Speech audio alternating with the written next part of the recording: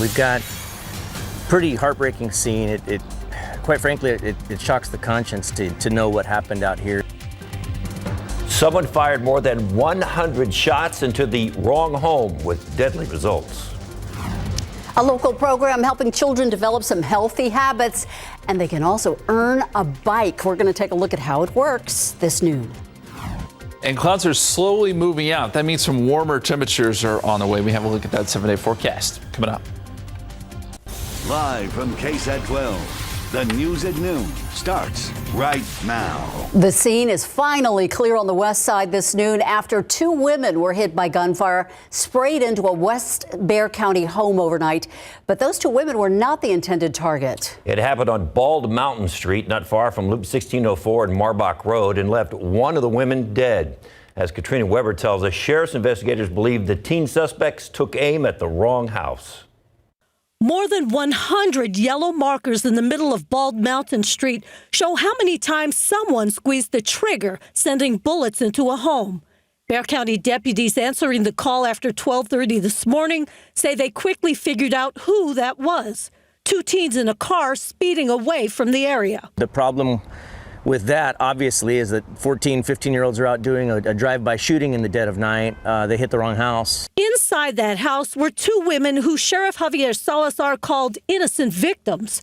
A 25-year-old died after being shot in the face. She was in her bedroom doing some work on a computer and was shot and killed almost instantaneously. The other woman who was visiting survived a gunshot wound in her leg. An Airbnb tenant that was staying, apparently she had just gotten here that night before.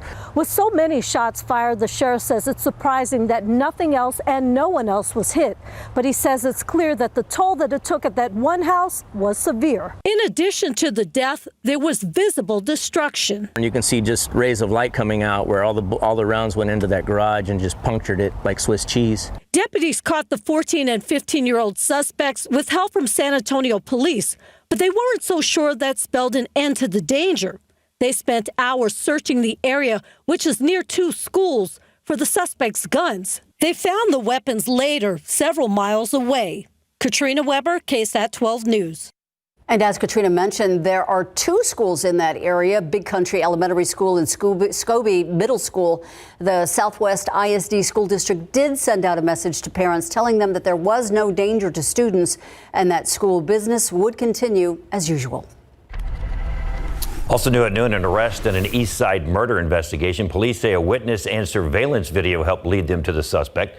Police charged 61-year-old Fred Butler with murder. He is accused of stabbing and killing LaRon Agent on Sunday. And that's when police say the suspect and victim met on the North Walter Street near Hayes Street. Agent was there to pick up some clothes. Arrest paperwork says nearby surveillance video showed Butler speaking with Agent. A witness also said he recognized Butler because they lived in the same neighborhood for 15 years. Police say Butler admitted he stabbed Agent because he was confrontational and hit him in the face. A criminal investigation into the 2021 winter storm outages is now closed. The Bexar County Sheriff's Office won't be filing any charges. Back in February of 2021, Texans had to deal with power outages and issues with the power grid across the state. Those problems were partially blamed for the deaths of at least 246 people in Texas. After the storm passed, BSCO Sheriff Javier Salazar announced special unit would be launching an investigation into the deaths of 22 people in the San Antonio area. BCSO says it determined that none of the deaths were caused by the outages. The Uvalde school protest is not budging. It's now in its 7th day, and it shows no signs of moving away from the Uvalde CISD central offices. Protest leader Brett Cross tweeted this morning that even though he's been there for a week officially, there's been no progress on the demands of families of the Robb Elementary students who were killed and wounded. He has had one meeting with the Uvalde superintendent, Dr. Hal Harrell, and on Saturday he met briefly with Beth Rivas, who is another school district official. They are asking that all of the school police officers at the school on the day of the massacre be relieved of duty. We just want the officers that were there from the school district suspended until an investigation is completed. We're not asking for unpaid. We're not asking for jobs right now.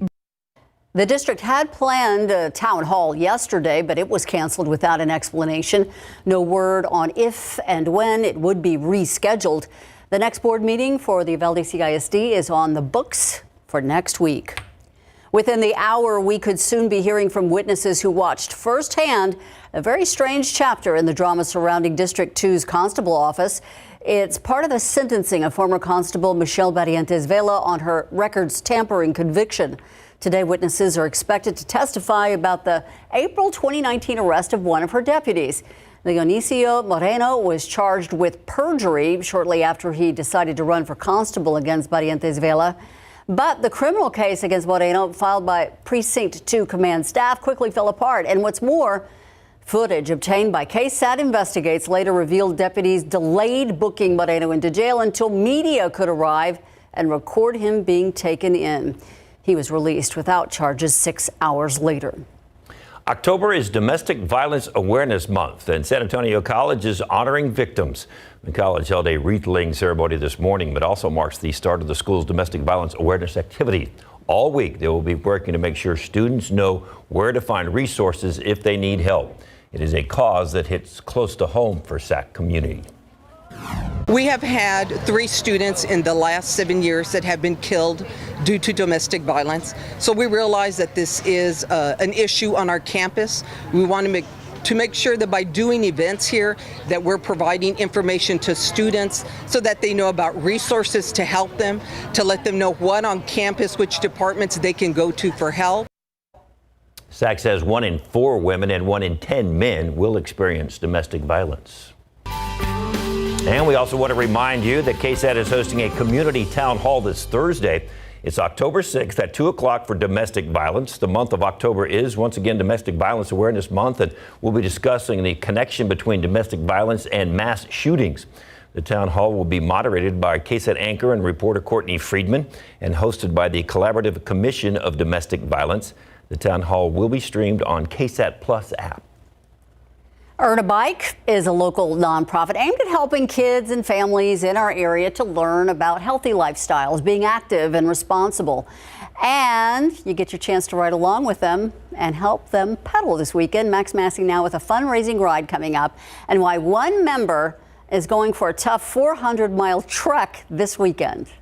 I am working really hard trying to get ready for this 400 miles. Mark Noblet is a biking vet. At last year's Wilman 100, he went above and beyond, riding 300 miles. Fortunately, I have lots and lots of great support, and all of it to raise money for Earn a Bike. Earn a Bike is a nonprofit that works to help the current and future kids of the Alamo City. A 10-week program where the kids come in and learn about health, nutrition, responsibility, and like I say, over 10 weeks.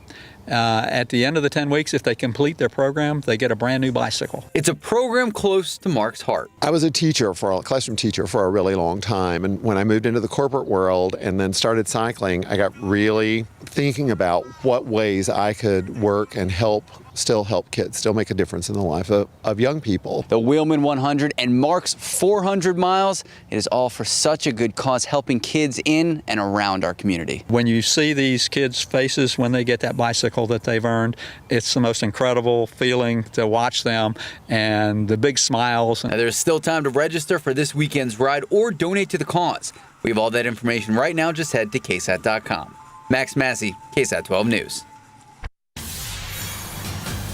The cleanup continues and the death toll keeps rising here in southwestern Florida. I'm Rena Roy and I'll have the latest on the aftermath of Hurricane Ian coming up.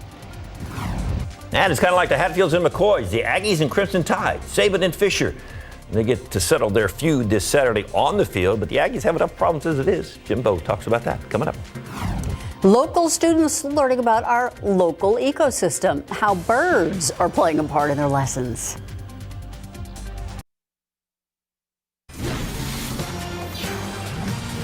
Well, yes, there are some kids who may think school is for the birds. Some Woodlawn Academy students are flying high with this idea. Tiffany Huerta shows us the different skills students who are part of UTSA's Urban Bird Project are gaining. We go to birding trips, like we go to Mitchell Lake.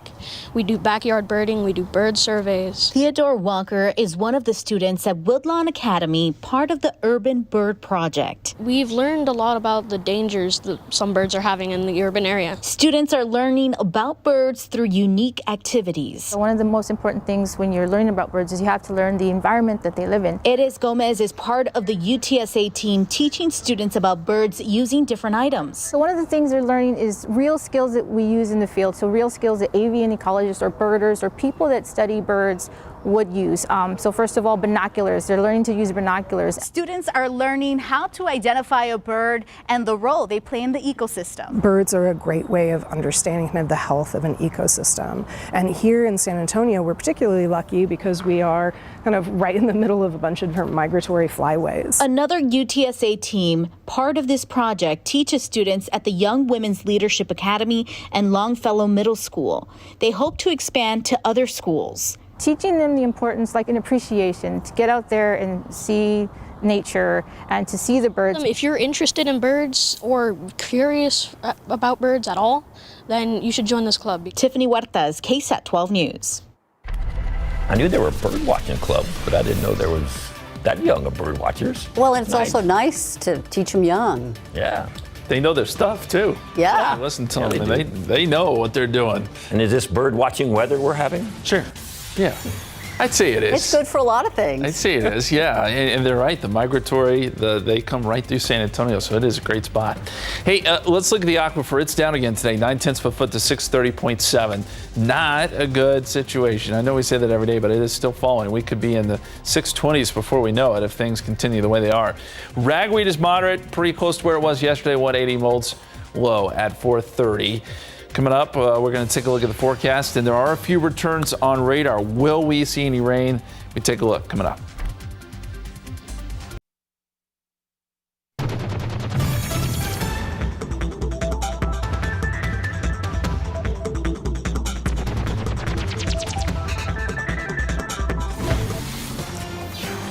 I was looking at the 7-day forecast thinking there's got to be a chance of rain. Come on. In the next week? Doesn't look like it. 2 weeks? Well, Doesn't look like it. Meantime, in the aftermath of Hurricane Ian, as the death toll continues to rise, search efforts and rescue efforts are still underway. ABC's Rena Roy explains why it could be several weeks before some communities in Florida get back to normal life. Nearly a week after Hurricane Ian made landfall in southwestern Florida, the work continues around the clock. Thousands of people being rescued from destroyed homes and taken to shelters. The death toll still on the rise. Shelley McKinney just moved to Fort Myers with her husband 2.5 weeks ago. Her new home now a pile of mangled metal. What is going through your mind? Where do we go from here? We've worked for this our whole lives and we thought we had it. Their plan was to retire in this community. Our car's gone.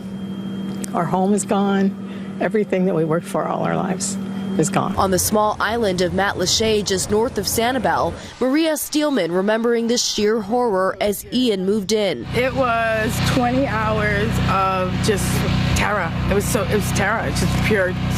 We were scared. Hundreds of thousands still without power. And at this point, you're not leaving this area, no matter how long it takes to get Oh, of course not. This power, is our water home. back. We've been here over 50 years. Officials in Fort Myers Beach say the electrical infrastructure was destroyed and it might be about a month before power is restored. But the hope is to get the lights back on for most across the area by Friday. Rena Roy, ABC News, Fort Myers, Florida. They've done a pretty good job of getting that electricity back to a lot of those folks. They've got number 2 million so far. What a job, though, ahead. Wow. Unbelievable. Yeah, just to see those boats where boats don't belong and the houses completely destroyed. It's absolutely amazing how powerful wind and water are. And we truly is. Have the power of a drought underway right now that is just incredible as well. It really is kind of incredible to see that across the country, right? You have way too much water and flooding in one spot, and then here in Texas we've had, well, it feels like next to nothing, right? So the drought continues here in Texas, but we're going to focus on the positive. We've had some beautiful sunrises and sunsets. Let's take a look at the sunset tracker. And it's this time of year that those sunset times start to kind of pick up a little bit. You start to lose more daylight. So 7:16 today, that's sunset. 7:07 in a week. In 2 weeks, the sun sets at 7 o'clock. And by October 25th, the sun sets at 6:53. So there you go. There's a sunset, and this was the sunset yesterday. It was gorgeous. We had a lot of pictures coming in on KSAT Connect. This one from Holly out of Poteet, and it is gorgeous. You can use that QR code, by the way, on the top right of your screen if you want to send in a picture. You can get to KSAT Connect that way. But we got quite a few yesterday, and the colors were fantastic because we have some of these cirrus clouds coming through, and that typically allows for those good colors. Satellite picture shows that we still have quite a bit of cloud cover. San Antonio, Highway 90, points south. And yes, it does look like we have a few light returns there. Most of this is not reaching the ground. There could be a few sprinkles across deep south Texas, but nothing here. And we think that really these clouds will start to shift out, and we'll see more sun as we head into the afternoon. You can kind of see the clearing line here over San Antonio. We're starting to see more sun here in town. If you're in the hill country, almost full sun at this point, and that'll boost temperatures up pretty quickly. There are those blue skies, and right now we're at 80 degrees at the airport, and that number will really jump up here next couple of hours. Calm winds, dew point is at 47. We've got 84 in New Braunfels, 82 Kerrville, 78 in Uvalde, 79 Creosote Springs, 81 down there in Cotulla. And around Bexar County, right around 80 degrees for the most part. You'll see these numbers make their way into the upper 80s, though, this afternoon. And those dew points are in the 40s and low 50s, so it's still nice as far as humidity is concerned. We don't expect that these numbers will jump up dramatically, at least not anytime soon. KSAT 12-hour forecast, 85 degrees at 2 o'clock, 87 3 p.m., and I think 89 is probably where we top out. Mostly clear this evening, 84 at 7 o'clock, 81 by 8 p.m., and 75 by the 10 o'clock hour with clear skies. So great for any evening plans you may have today. Speaking of those dew points, this is what they look like here over the next 6 days or so. And really, they stay pretty steady. There may be some low 50s there, but that's still in the pleasant category. I still don't think you'll notice it very much. And this trend continues right on into next week. So the dry air is still there, and that keeps rain pretty much out of the picture. Well, let me show you the big picture here, though. And we see that we still have that spin up there across the northeast system, combining with some of the moisture from Ian, still producing rain there. And then we have an area of low pressure up here across the Dakotas, trailing cold front. That front, though, does not make it through our neck of the woods. It stays to our north, it looks like, and that keeps any sort of cool air out of our forecast. There is going to be a little cutoff low, though, as we look at the upper level winds. This is going to sit out west. Normally, this would be a pretty good setup for us, but it just isn't working that way this time. We have clouds that'll shift in with this, but not a lot of rain. This computer model does show a few showers across deep south Texas, but I doubt we see anything here other than just some thicker clouds on Friday, kind of setting up similar to today. There's a 10% chance for those south of San Antonio on Friday, and that's about all we can offer you rain-wise. Here's the extended forecast. Clearing today, 89 Wednesday, 90 Thursday, mostly cloudy and 87 on Friday. This weekend, not too bad. Upper 80s, partly cloudy skies, and 87 on Monday. Coming up at 12:30, guys, we're going to have a look at the tropics. Things are heating up there. We're watching a system that could potentially develop in the Caribbean. Oh, that's where our rain hopes lie. Thank you. Yep. Very unusual for two unranked teams to battle in the Red River rivalry, but it's about to happen this weekend, and UTSA recruiting just got a big financial score. This is the week Aggie fans and Alabama fans have been waiting for since that offseason feud between Nick Saban and Jimbo Fisher after Saban said the Aggies bought all the recruits to get the top recruiting class in the offseason. That got the 8th of October circled on a lot of calendars. The Aggies lost to Mississippi State over the weekend, 42-24. Not only did they lose, they are not even in the top 25 anymore. A&M couldn't score in the first half, then gave up 21 in the fourth quarter, and now Alabama is number one again. Jimbo was asked if his players need to relax a bit more so they can play games as well as they practice. Relaxing is not it. It's practicing with habits, and so you have confidence to play. You say relax. Relax is your confidence comes from working hard and doing it every day and knowing you can do it, and you don't practice it till you do it right. You practice it till you can't do it wrong. A lot of times you can do it right, but how many times can you not do it wrong? That's the key, and how consistent you can be. Everybody says relax. Well, everybody can relax.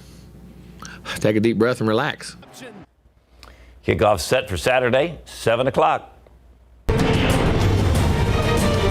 Red River rivalry is this weekend, the annual meeting between Texas and Oklahoma in the Cotton Bowl. Pretty strange. This will be the first time since 1998 that neither team is ranked. The Longhorns are coming off a 38-20 win over West Virginia to improve to 3-2 overall. Hudson Card passed for 303 yards, 3 touchdowns with no interceptions. Bijan Robinson rushed for over 100 yards, another TD. And now it's about being ready for the Sooners, who just got trounced by TCU 55-24. Orange head coach Steve Sarkisian told reporters they are the healthiest they have been at quarterback position. But that said, do you stay with the hot hand in Hudson Card or bring back Quinn Ewers against OU? My philosophy is pretty simple. Play the guy that I think gives us the best chance to be successful. Whether he's the starter, the backup, hot hand, not whoever I think is going to give us the best chance to be successful and put us in position to win the ball game. That's who we'll play. All right, you can see that one live right here on KSAT 12 Saturday morning at 11 a.m. Big announcement made by the PM Group to help UTSA in their recruiting efforts. The PM Group, which is an advertising and marketing agency here in San Antonio, donated $360,000 over the next 3 years as part of the name, image, and likeness policies that will help current and future team members, including more than 20 members of the Roadrunner football team now. We saw it as an opportunity to really get in there, support the program, support our student athletes. It's just part of the things that we're doing on our front to better the city. This is awesome, just to have the whole city of San Antonio, especially the PM Group, coming and supporting UTSA is huge. The landscape for college football has changed. NIL deals are becoming a part of it, and we just really appreciate the opportunity. It's a blessing. I think a lot of universities, a lot of kids are battling NIL deals, and they're going to where they get paid the most. So I think this would be good for a lot of recruits and a lot of people staying here. So definitely going to help us in the long run, and we appreciate it. The fall travel season in full swing, and it seems inflation and recession fears won't disrupt travel plans for families. We're going to take a look at what to expect if you do take to the skies this season.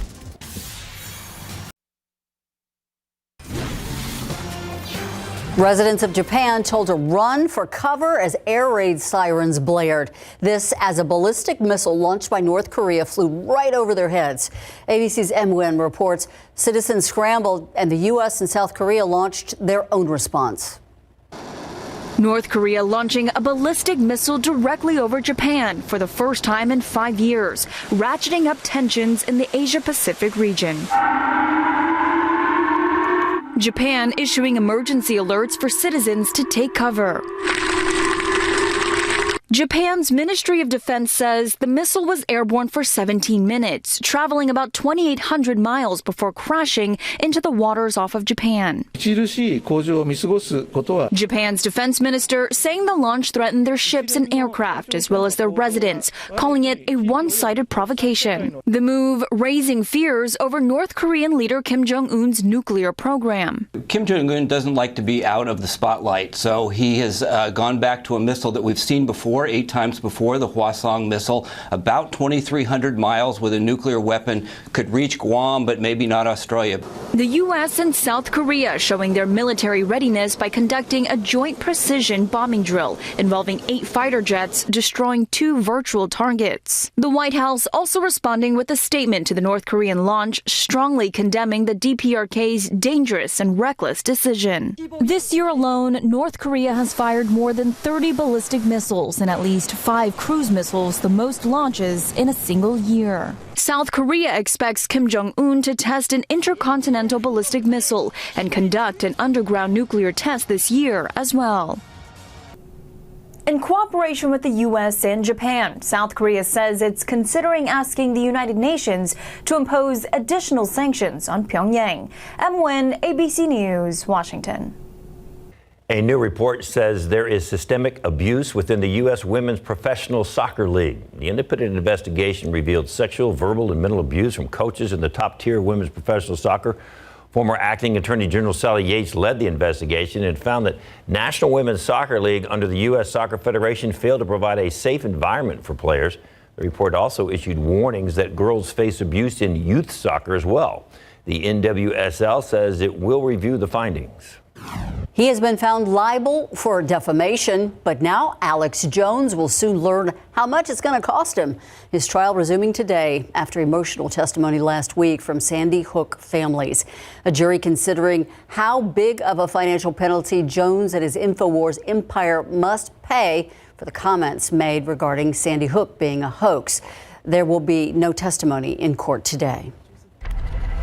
Outside with live cam, best thing we can do these days is just accept what we got. Beautiful mornings, beautiful evenings, a little warm during the day, and no rain. The days are getting shorter, though. Yeah, they are. Sunrise, not quite where it used to be. That is true, and it does feel nice outside, so there is that. Right now we're sitting at about 80 degrees or so. If you watch during GMSA, we show you the pictures of the Halloween decorations Skywatcher sends in. This is another great one. The new setup there, and this is the best line right here. That's a bone-chilling way to travel. Oh, see what we've done here. Nice. They do such an incredible job with these decorations. We love seeing them, and Mike shows them every morning if you want to check them out. If you want to send in a picture of your decorations, we love to see that too. KSAT Connect, something to get us by during these sort of quiet times weather-wise. As we look at temperatures across the state, a lot of 80s on the map. Still pretty warm here in Texas, but there is a frontal boundary out there, and we see the cooler air behind it. It's 50 Denver, 58 Casper, 58 in Albuquerque. So that's where the cool stuff is there across the Rocky Mountains. This cool air does try to sink into Texas, but we won't feel it here. That cold front never makes it through, or if it gets close, but it just never brings in the cold air for us. So things stay pretty warm here in San Antonio. Our forecast today, 85 at 2 o'clock, 87 3 p.m., 89 our high temperature today. Turns mostly sunny this evening, mostly clear, and we'll see those temperatures dip into the 70s, more 60s on the map by tomorrow morning. As we said earlier, we're going to look at the tropics coming up here in just a couple minutes.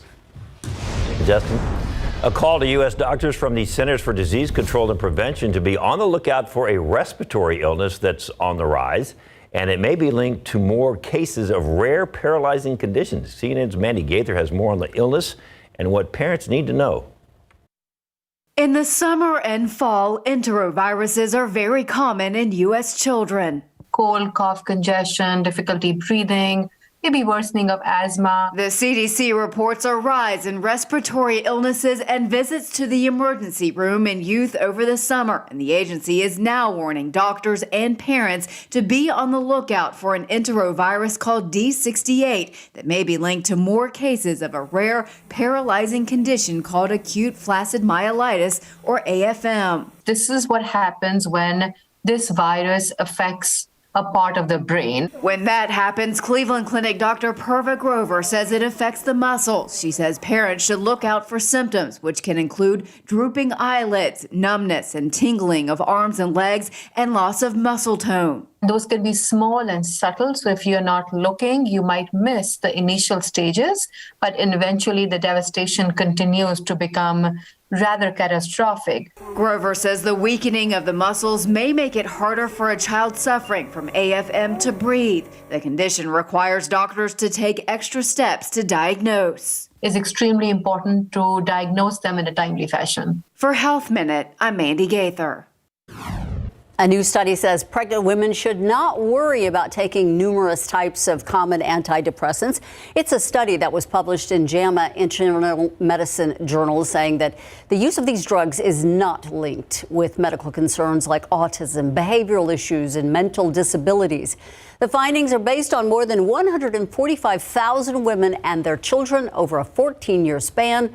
Researchers say roughly 20% of mothers-to-be will face a mental health condition, though, while they carry their baby.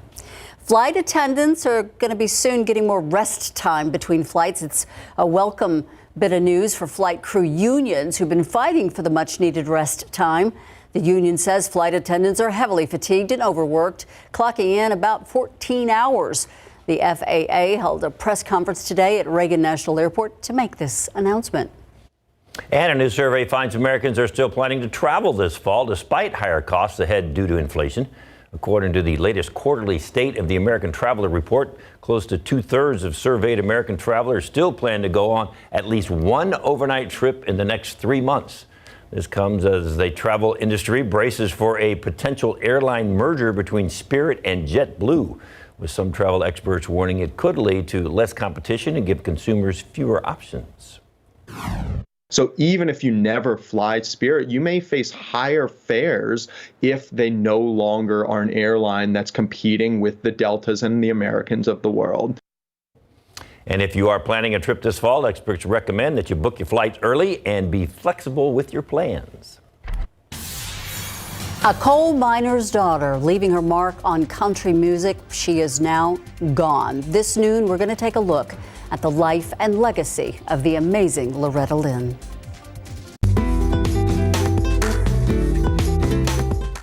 Ballet Folklorico represents the traditional music and dances from Mexico's different regions and states.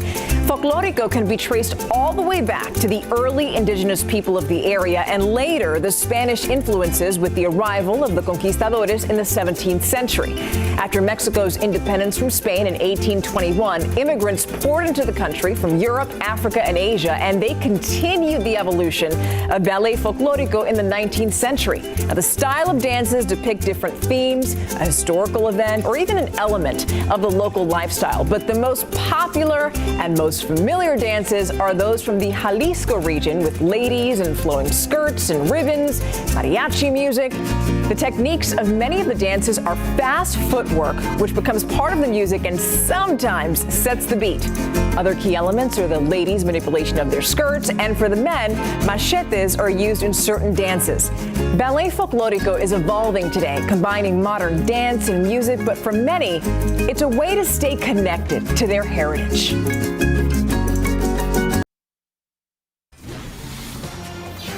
Tributes are pouring in following the death of country music superstar Loretta Lynn. Her family says the 90-year-old passed away peacefully in her sleep.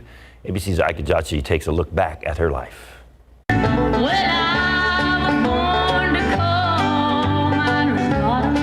Loretta Lynn was born Loretta Webb in Butcher Hollow, Kentucky, in 1932, the second of 8 children of a coal miner, later turning her life in the poor Appalachian community into a 1970 #1 song, Coal Miner's Daughter, a best-selling autobiography and Oscar-winning movie.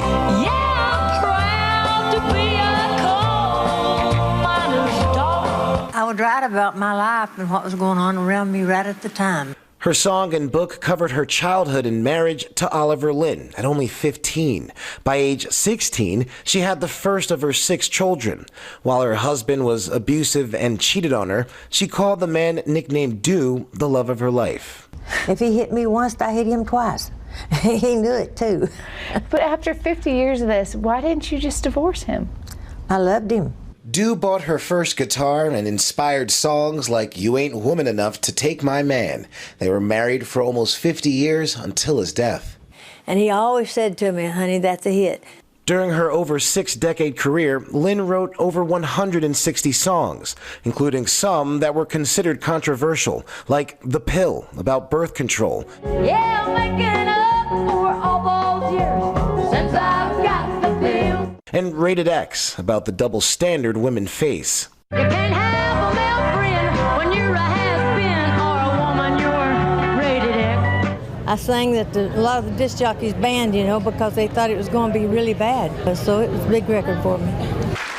In 2013, she was awarded the Presidential Medal of Freedom, awarded by President Obama. Lynn stopped touring in 2017 after she suffered a stroke, but she didn't stop releasing new music, recording at a studio at her Tennessee estate, a compound so massive it includes a museum, post office, waterfall, gift shop, and replica of the cabin she grew up in back in Kentucky. Loretta Lynn, the first lady of country music. Ike Jachi, ABC News, Washington, D.C. Groundbreaker. Yep, in one word, icon. Yeah. Unbelievable. Amazing woman. Yep. 90 years old. Incredible. Classic music there. Oh, yeah. No doubt about it. As we look outside for you on live cam, we've got some clouds trying to shift out now. We're going to see more blue skies as we head into the afternoon. Temperatures will be moving up. 80 degrees right now. The average is 86. That's about where we'll be this afternoon, maybe a little bit above that. 64 is the average low. We were at 66 this morning, so pretty close to that. Records are 97 and 45 set back in 1929 and 1975. A glance at the tropics and your 7-day forecast straight ahead.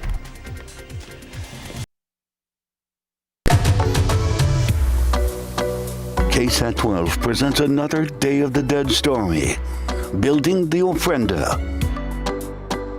Ofrenda means offering, and on November 1st, these altars welcome back our loved ones to the world of the living. They're built with many pieces and parts, and each of them has a specific purpose. The most popular ofrenda design includes 3 tiers or levels. The top tier represents the heavens and the loved ones you're honoring. Here, you will place their pictures besides images of saints and the Virgin Mary. The second tier represents the earth and its comforts. This is where you will place offerings of their favorite food and drink, including favorite objects from their life. The bottom level is the entrance. This is a place for spirits to cleanse themselves after their journey and their visit. This level also represents the bounty and beauty of earth, symbolized by corn, pumpkins, beans, and marigolds. Like the people they represent, each ofrenda is unique in its own way. The point is celebrating and reuniting with your loved one's memory.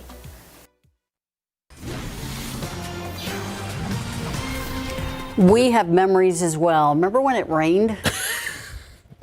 No. Like a month ago? A month and a half ago? Was it? When Some people got rain a month ago. Some people got nothing. Yeah, it feels like a very distant memory at this point. Any sort of good rain. And a lot of times we do look to the tropics this time of year. I know we've said that most of the summer. The tropics have not helped us out at all, at least here locally. A lot of times we'll look to the Pacific. Yesterday we had that system move into Mexico. It didn't really bring us anything other than some clouds. But we do have some stuff going on down in the Atlantic that we need to let you know about. So let's jump into the tropics here and show you the latest. First off, this system here, which is kind of exploding at this hour, you can see that there's a lot more thunderstorm activity with it, and it's looking a lot more symmetrical. So this thing's kind of getting its act together here just east of the Windward Islands. Where does it go? As we look at the computer models here, what I've done is put the spaghetti plots on there. And by the way, there's a 70% chance of development according to the Hurricane Center here over the next 5 days or so. But the computer models take this almost due west and move it towards Central America, and that's a lot of the computer models agree with that. There's just no potential for it to really curve north. Now, we don't want to say that unequivocally because things can change, but that's the way it's looking right now. And we'll certainly keep eyes on that as it moves into the Caribbean. And then as we go further east, this system here also getting its act together. There's an 80% chance of development with this, and it moves north into the open Atlantic. Probably not a threat to land as it moves north and eventually northeast. So that's what's going on in the tropics. A couple systems there to watch. And if they get names, it would be Julia and Carl. Those are the next 2 names, followed by Lisa and Martin. We're still in hurricane season. Does not wind down at the end of November. The aquifer, let's talk a little bit about that right now too. I get the question a lot. What's the lowest the aquifer has ever been at? 612.5. That was back in 1957. Big drop back then. Where we are now, not close to that, 630.7. But that's not a great number. And what I've done is plotted the low point measurements of the J17 wells. So these are some of the lowest points that we've seen through the years. All of them pretty much in drought years. And 2014. Most recent, it was down to 625.9. So we're not quite there yet, but we're getting awful close with 630.7, and it's still falling. It's down 0.9 of a foot today. So we're keeping a close eye on the aquifer too. This drought has had a big impact on that. And September 2014 and June 1996, those are 2 instances in which we already had EAAs. So this was when the Edwards Aquifer was regulated, and still managed to drop down into the 620s. Hopefully that doesn't happen this year, but we'll see. We're getting close. Very little rain on the radar. We notice a few very light returns south of Cotulla. This is probably not reaching the ground. If it is, it's nothing more than a couple sprinkles. Nothing here around San Antonio. We've seen that high level moisture working through in the form of some high clouds. And right now we've got temperatures sitting at 80 degrees at the airport. Calm winds, humidity is at 31%. You can see the cloud cover. But the edge of it is right there in the hill country. So you go north of San Antonio, there's plenty of sun. And these clouds will continue to thin out, I think, a little bit as we head into the afternoon. A lot of 80s on the map already. 80 in Seguin, 84 Gonzales, 84 New Braunfels, 87 down there in Divine. And the dew point trend stays pretty steady. We'll be in the 40s and 50s, I think, going forward. So still not a big bump in humidity, and certainly nothing that's going to help us get any rain back in the forecast. 89 degrees at the airport, 86 today in Fair Oaks Ranch, 87 Castroville, 88 Somerset, 88 the high temperature in Forestville today. Will be a warm day. And as we look at the upper level winds here, there is a cutoff low that develops by the end of the week, and that does throw some more clouds in our direction. It just doesn't bring us any rain. We could have a shower or two south of San Antonio on Friday, and that's probably about the only opportunity we got. It looks pretty similar to today, 10% chance or less, I'd say, in the forecast. So as we look at the extended, 89 tomorrow, 90 on Thursday, 87 Friday, and mostly cloudy, and then some partly cloudy skies both Saturday and Sunday with highs right around 88. We'll be right back.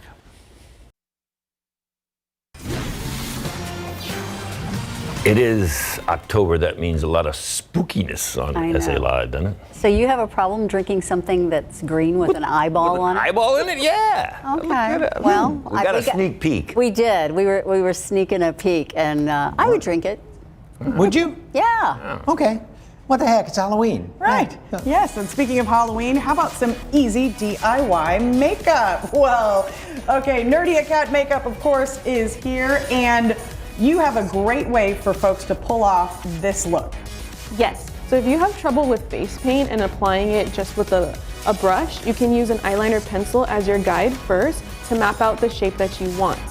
And Nadia Gonzalez has done a lot of our Halloween makeup, great stuff coming up for our Halloween show, but also you have little jewels on there. I've put on makeup before and used like spirit gum. Is that what, there's something easier, right? So you could use spirit gum, but if you can't get spirit gum because you can't really get that at like a normal store or the drugstore, you can use lash glue. So this is just a clear lash glue. You apply it to the face first and then apply the gem after. That way it's easier versus putting it on the gem and trying to put it on there. And more great makeup tips as well.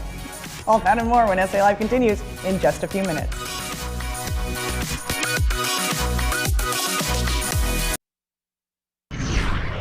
We've made it up to 83 on our way to 89 this afternoon. You'll see skies continue to clear out and some pretty warm temperatures next few days. 89 Wednesday, 90 on Thursday, but we do fall back a little bit on Friday with some more clouds. 87, maybe a sprinkle. Other than that, dry weekend with highs in the upper 80s.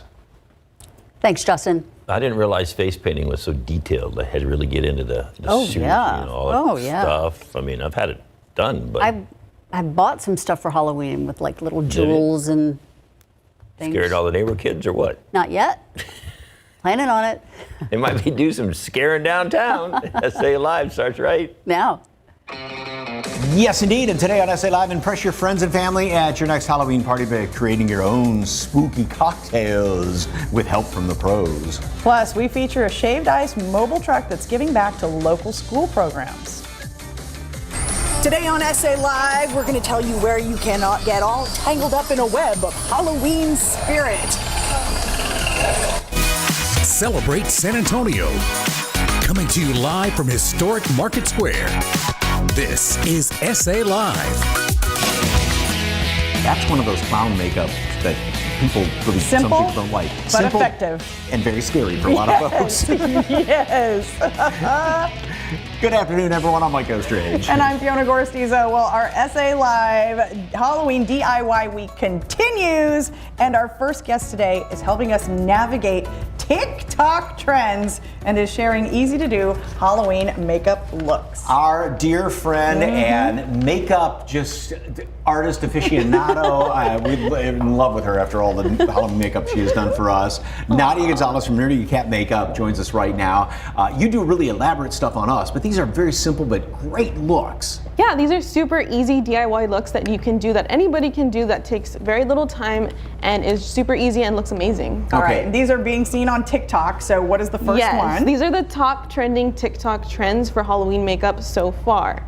So this one is an it-inspired makeup look, a clown. So it's super easy to do. I used a red lip liner to apply the lines, and I did it simultaneously as the other one. That way, for symmetry, to make it look symmetrical. So instead of doing one line all the way up to her forehead, you just kind of did that loop and then that loop on the side, so it's easier that way? Yes, I did this line first, and then I did the other one, and then I did this triangle shape on this one, and then the other one. And that glitter that's on her face is makeup-specific glitter, right? This is makeup-specific glitter, because if you use craft glitter, it might be too big and it might cause abrasions or cause you to break out. This glitter is meant to be for your face. And then her base this is just, you said, her regular foundation, right? Yes, this is just regular foundation. You can use a shade lighter if you want to go for more of that clown look, but this is just her regular foundation on the bottom. How about doing the nose? Yeah, so the nose, you can do a regular circle shape, but I diffused it for that more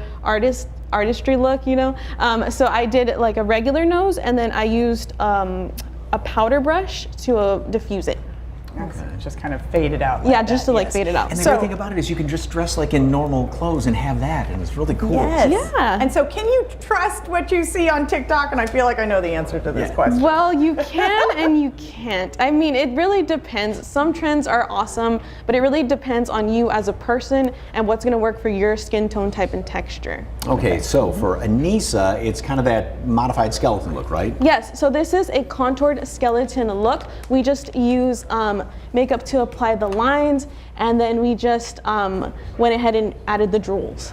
And so what, for someone who is looking at this and thinking, I don't know if I can draw that design, I may not be that talented, what is a way to achieve that? You just use your natural bone structure, and you can use a white eyeliner first and then use the paint on top. And I know a lot of times when I was watching you do this makeup and we've done ours, you pull up the picture on your phone and you, being the expert, can look at that picture and then replicate that. So what's the tip on doing that? Like put your phone up against the mirror in the bathroom or something? I mean, you can do that. You can practice on paper as well. I always use photos for reference because it's the easiest way.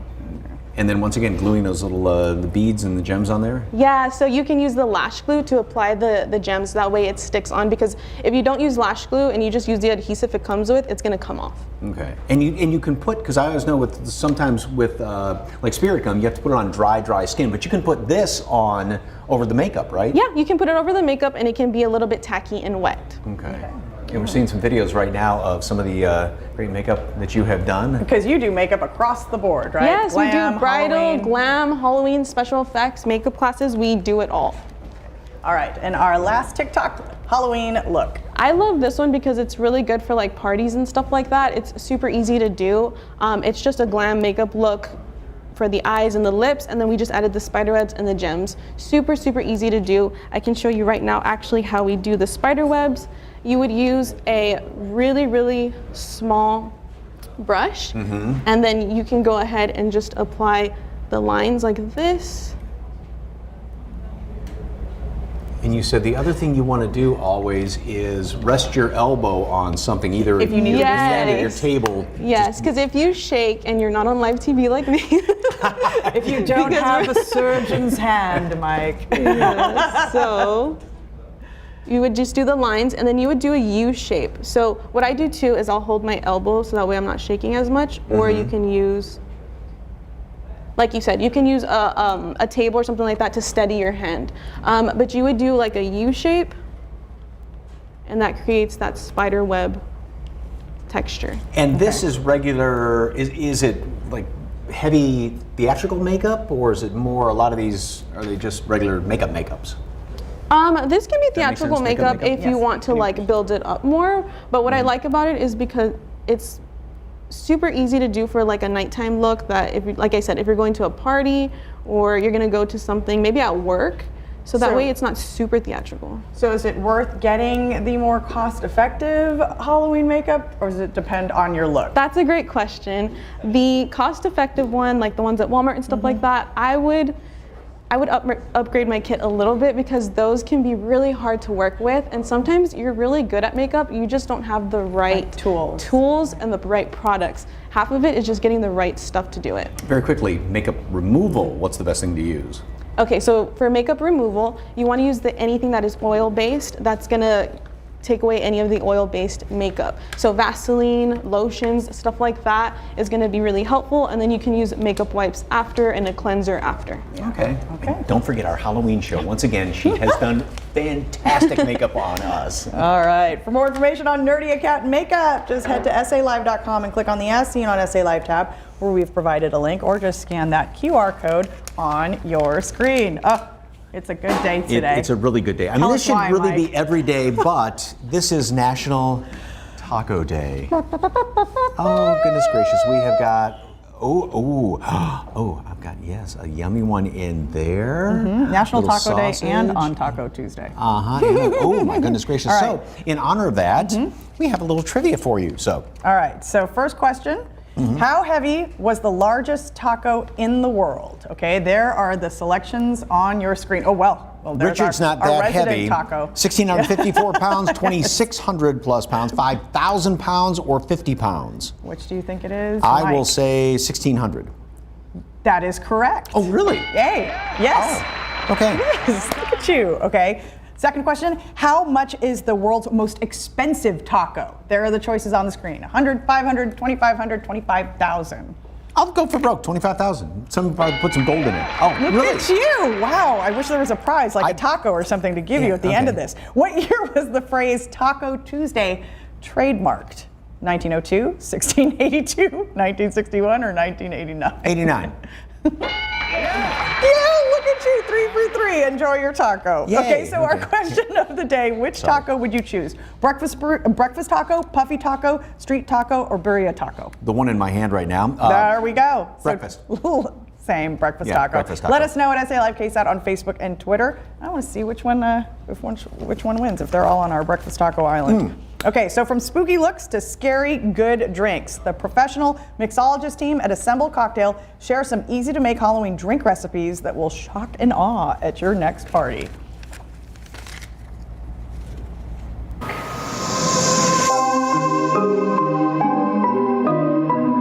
Hi, I'm Lillian Oler, owner of Assemble Cocktail Workshop. Today we're going to get festive and make 3 Halloween cocktails. First up, we're going to make a Dark Side Mule. This is going to be a play on a bourbon buck. So it's going to have bourbon in it, a little bit of activated charcoal with ginger syrup, and some fresh lime juice. First up, we're going to do a small spoonful of activated charcoal. This is going to give that depth and dark color. Then I have our honey ginger syrup. I'm just going to mix in a little bit just to get that dark color. All right, let's build the cocktail. So we're going to put some nugget ice down in this cocktail glass. And this charcoal is really fun. It's actually kind of a medicinal thing. It's known to absorb toxins in your body, so I guess it's perfect to throw into a cocktail. All right, so first up, the bourbon will go straight on in over that chipped ice. Then we'll measure out about 3/4 of an ounce of this fiery ginger syrup with the charcoal and some good quality ginger beer. Couple dashes of aromatic bitters. People are always asking about bitters. It's really just a spice cabinet to your bar. So you use it in the same way that you would use salt and pepper for food, use bitters for your cocktails. Give that a nice little stir. And we'll add some freshly candied ginger, maybe a little sprig bouquet of mint. When you're using mint, you want to kind of wake it up a little bit, get some of those aromas. Get some of those aromas flowing, get those oils released. Garnish is so important, especially when you're doing a Halloween cocktail, because this is going to taste just like a regular bourbon buck or Kentucky mule, however you want to say it. But the garnish really elevates it and takes it to that next level. The final garnish on this is going to be freshly grated nutmeg.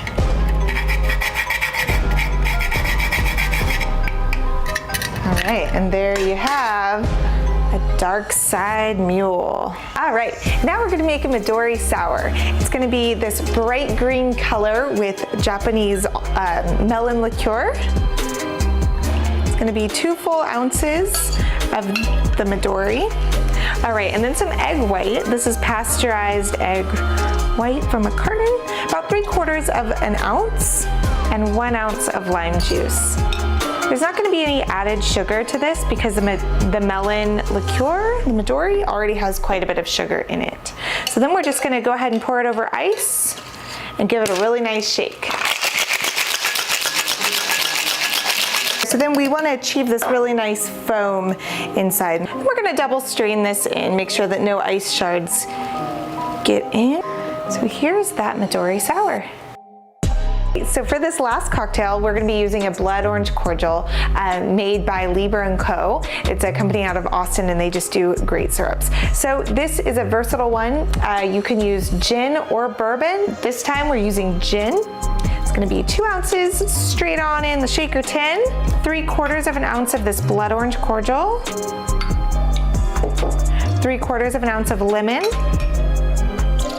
3 dashes of peach bitters, and a couple drops of aromatic bitters. And with that, we're just going to do a dash of cinnamon. We're going to give this a good shake, and then we're going to strain it into our double rocks glass. And if you have it, you'll want to use a big ice cube. A little freshly grated nutmeg. It's one of my favorite garnishes. And this is the party trick here. This is the Flavor Blaster Mini. And a little bit of expressed orange peel. You want to go actually peel side down right over the top. That'll get those orange oils on there. And I have one that I trimmed up, and I'll just go ahead and put it as a flag on the side. And I just love making cocktails and connecting with people in the community. I just want to break down barriers about cocktail making. It should never be a pretentious thing. Anybody can do it. As long as she's there playing bartender. So, hey, Assemble Cocktail Workshop hosts parties and date nights for all occasions. You can even hire them, there we go, to showcase their skills at your next event. For more information, all you have to do is head to our website, salive.com, and click on the As Seen on SA Live tab, or just scan that QR code on your screen. Coming up on SA Live, Happy Haunting. We take you inside Spirit Halloween, where you can find everything you need for your Halloween spooktacular. And Kona Ice drops by with icy treats to cool us off, and they tell us about how they are giving back to the local community. That's next on SA Live.